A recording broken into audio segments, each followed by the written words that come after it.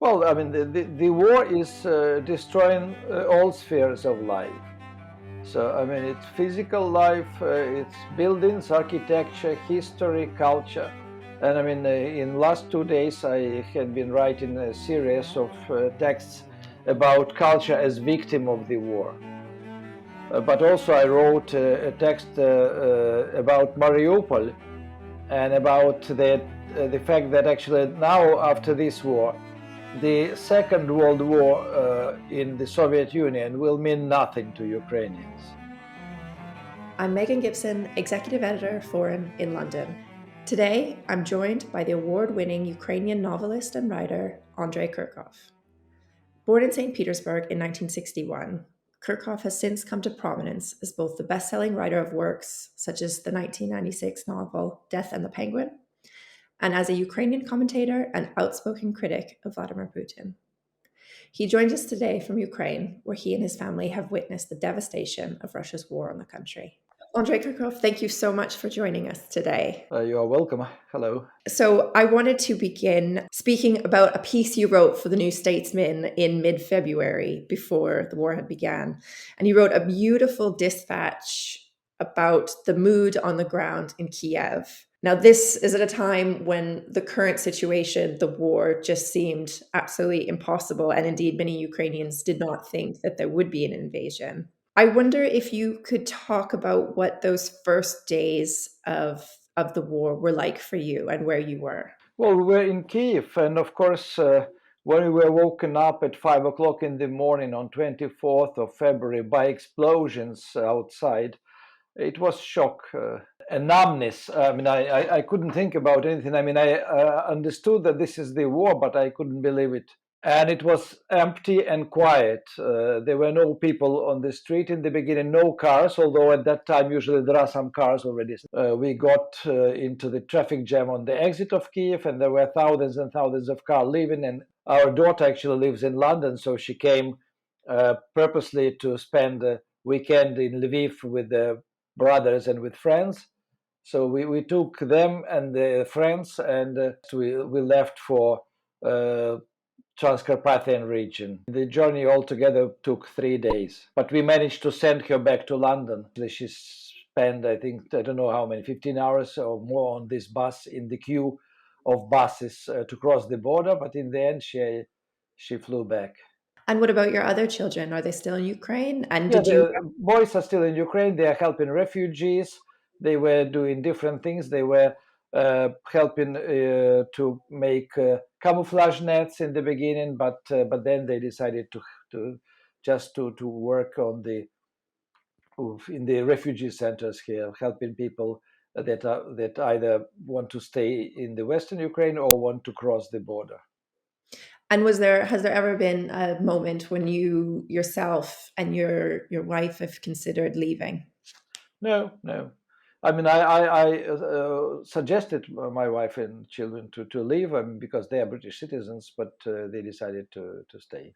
And actually, my wife is now at this moment is teaching English to refugee children And that's refugees from the east of Ukraine. from everywhere. I mean, you can see here the cars with number plates of every region, including Donetsk and Lugansk. So, I mean, these people are 2 times refugees because first they left Donetsk or Lugansk regions and settled somewhere in the central Ukraine, and then they had to go again to the west.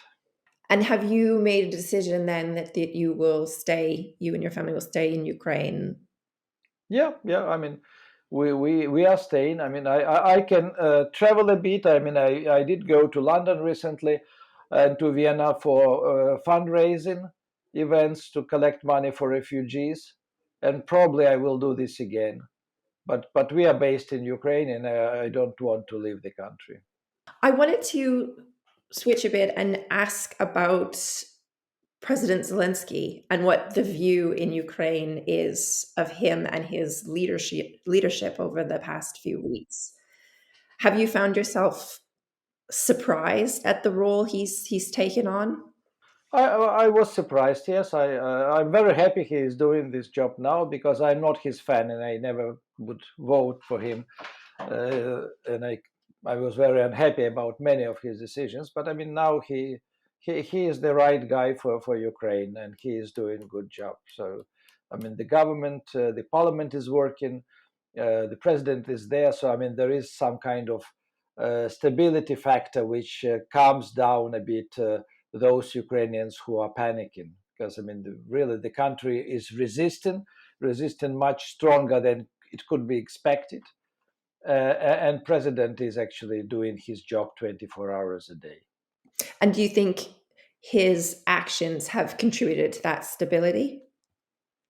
Yeah. I mean, the fact that he is present, that he is giving speeches to different parliaments via Zoom or via internet, and the texts are great. I mean, his speeches are very well written. I don't know who is the speechwriter, but this person should be awarded a prize, a literary prize, maybe Nobel Prize. Yeah, I mean, obviously, you're a writer, you're an artist. What Zelensky does and what speechwriting does is very different, but there is the idea of crafting a narrative and telling a story involved. Looking at that sense, you've been quite appreciative of what Zelensky is doing and how he's tailoring his message to the world. I haven't read or haven't listened to all of his speeches, but I mean, the extracts that I heard, I mean, they are quite powerful, and obviously, I mean, they can influence. I mean, this is the situation where words and correctly chosen words matter, and they can change. Actually, they can save lives. They can change the date of the ending of the war. I mean, we are sort of back in Churchill's era now. Where actually some of the speeches really can influence millions and millions of people. This question kind of ties into that answer, actually. So you've been writing throughout the course of the war. You've been filing dispatches and really capturing some really beautiful and heart-wrenching details about what you've seen and what you've experienced. So I wanted to ask you about the role of artists and writers in war and what they can offer and what they should offer. And do you think art becomes more or less important in a time of crisis? Well, I don't think people in Mariupol now are concerned with art during the war. So I mean, the writers are doing their job. It doesn't mean that they are writing fiction. I mean, nobody can write fiction now. But I mean, they are informing the international audiences. They are writing columns and texts also for Ukrainian media. They're covering these stories just like journalists. I mean, the artists, some of them are trying also to do graphic work that can convey a message to outside world. But I don't think actually that the art has a huge role now. I mean, the army has a role, politicians have a role. I mean, I'm the president of PEN Ukraine, so I mean, we are running online discussions, dialogues about war in English for the international audience. We are checking on every member of PEN Center to where this person is, if we can help. We are collecting money to help those who manage to escape to Poland but find themselves there without abode, without place to live, without money. We have members who are now in hiding on occupied territories. So we're keeping in touch, and actually every day we are exchanging messages. And recently we didn't hear from one of our members for 5 days, and we were very worried. But in the end, actually, we got a message again, and the Russians are trying to switch off internet, switch off telephone nets services. So I mean, in this sense, the solidarity of artists is very important, which means that actually the artists can help each other and survive and be of use in the future when the war is over. And I mean, there are already two artists, two painters killed. This is a known figure because they were in territorial defense and they were just shot dead by Russian soldiers. We have writers who are also in the army. Artem Chapai, Boris Gumenyuk, they are fighting in the east, and some others. So we have victims of shelling among artists and among writers and professors and teachers, etc. And the best and probably the only Ukrainian translator from ancient Greek was shot dead by Russian soldiers near his house in Bucha near Kiev. Alexander Kisluk, who translated Aristotle and Tacit and many other ancient philosophers in Ukrainian. And Ukrainian art will have difficult times to find replacements for many of the artists who are killed or will be killed or will disappear. Of course, there is no film production. In fact, the Grey Beast film production was stopped several days before the war because the film team was filming 10 kilometers away from Russian border in an actual practically abandoned village when they were told by Ukrainian army to evacuate as quick as possible. There is a pause in everything, but it will also, I think the war will create also a new tendency in Ukrainian art.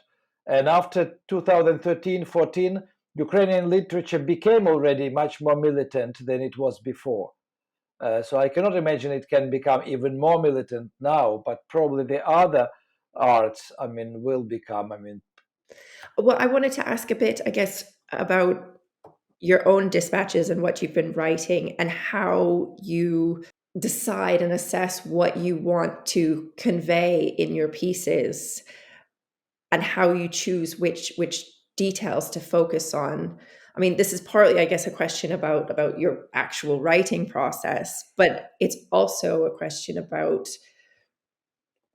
shaping a narrative in a time of just overwhelming devastation.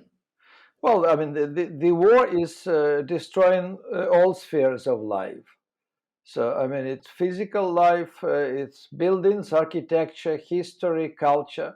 And in last 2 days, I had been writing a series of texts about culture as victim of the war.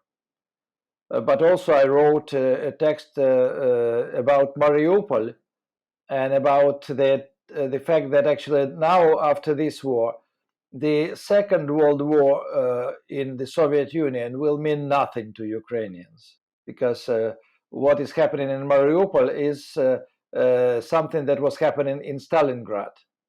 But you will relay and people will relate to the more recent events. And the events like this in 21st century are unthinkable.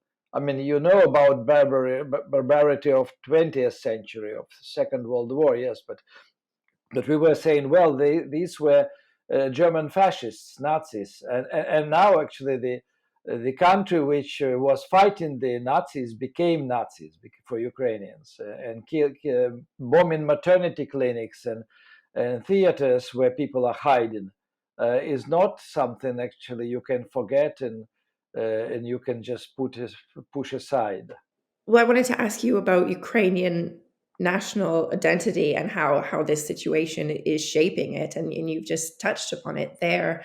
I know there was a lot of reporting in the lead up to the war about how Ukrainians felt about Russians and how it was already dramatically different then from what it had been pre 2014. And lots of Ukrainians didn't think favorably anymore of Russia.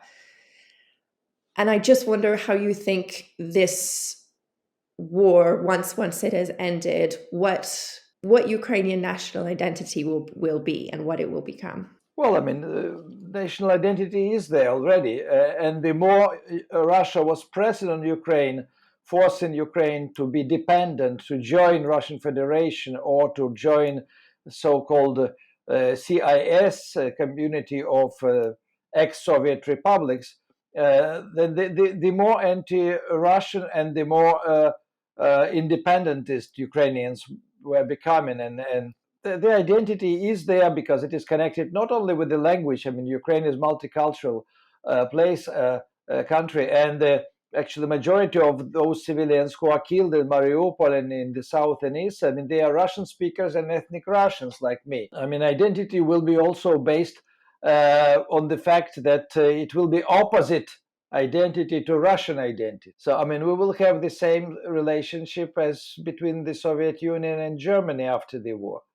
There will be millions of people who will prefer to forget Russian language and to forget everything Russian, and will teach their children to do the same. If Europe fulfills its promise and will accept Ukraine as a member of EU, Ukrainians will be very quickly identifying themselves with Europeans, but at the same time they will be retaining the identity, the traditions, the mentality, the cuisine, the songs, etc.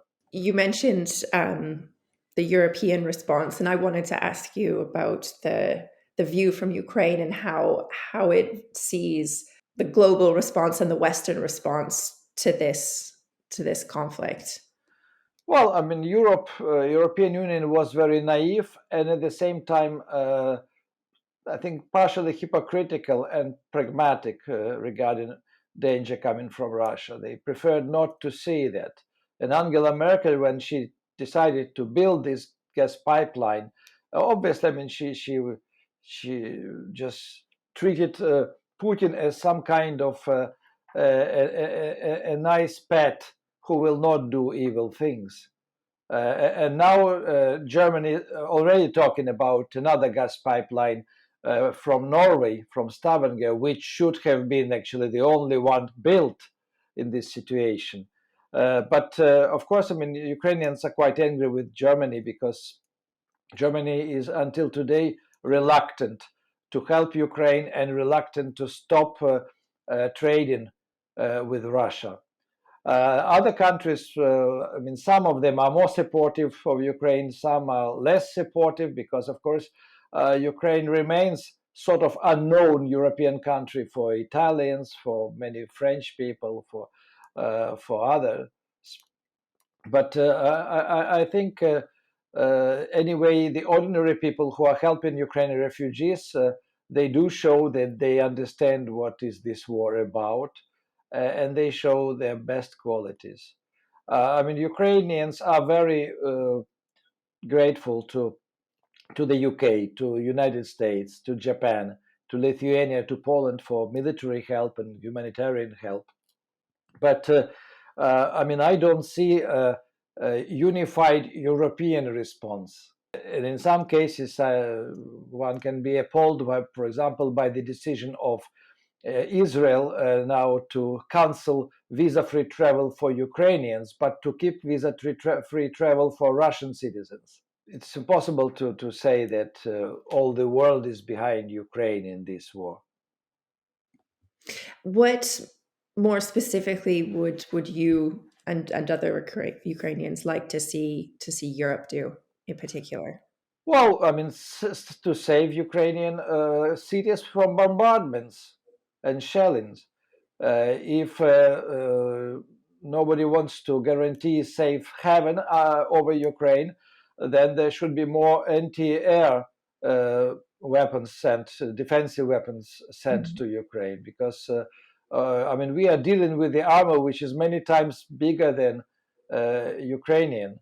And I mean, they lost a lot of their cannons and planes, etc. But Russia has lots of other stocks of weapon and tanks and everything else.